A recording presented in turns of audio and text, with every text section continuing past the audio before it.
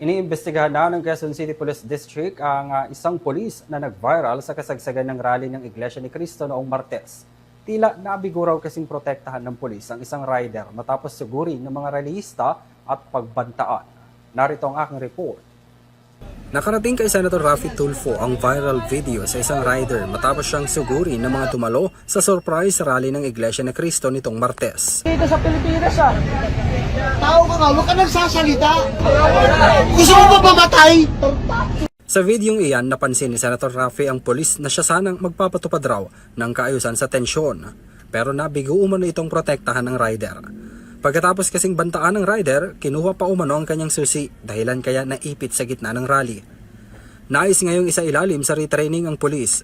Binanggit yan ng senador sa pagdinig ng Senate Committee on Public Services nitong Huwebes. Iniimbestigahan na rin ng Quezon City Police District ang naturang pulis kaugnay sa pagtugon nito. Sabi ng QCPD, sinunod ng pulis ang pinakamataas na antas ng maximum tolerance kung saan prioridad na tiyaking hindi mauwi sa gulo at sakitan.